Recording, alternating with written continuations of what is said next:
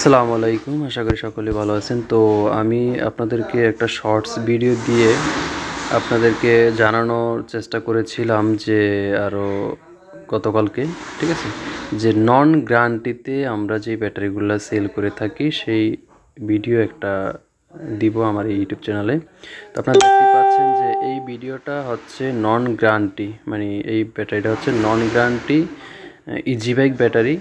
ওকে, এটা হচ্ছে জিন্ডিং power plus, আর এভাবেও পাওয়ার প্লাস আছে, আর 6 মাস গ্যারান্টি, ঠিক আছে। এরকম আমাদের কাছে পাওয়ার প্লাস আছে। যদি কারো প্রয়োজন হয় গ্যারান্টি অথবা গ্যারান্টি ছাড়া যদি কারো প্রয়োজন হয় আমাদের সাথে যোগাযোগ করতে পারেন।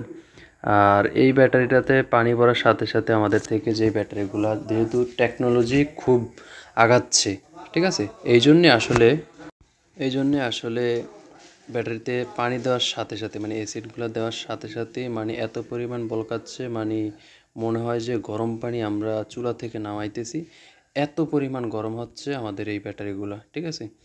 আর যেই ব্যাটারিগুলো অরিজিনাল থাকবে সেই ব্যাটারিগুলো কিন্তু গরম হবে। ওকে, যেগুলো কফি অনেক টেকনোলজি মানে একটু দুর্বল, সেগুলো কিন্তু আসলে কফি গরম হতে চায় না, এই জন্যই সমস্যাটা হয়ে যায়। অনেক সময় হয় ওগুলাতে আসলে ব্যাটারিটা গরম হতে চায় না, আর ওল্ড ভার্সনের যেগুলা ওগুলাতে আসলে সমস্যা হয়ে যায়।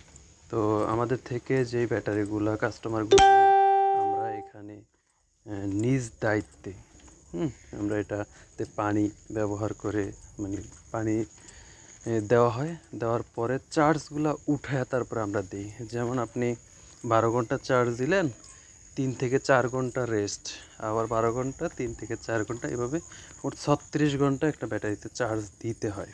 ওকে, তো 36 ঘন্টা চার্জ দিতে হয়।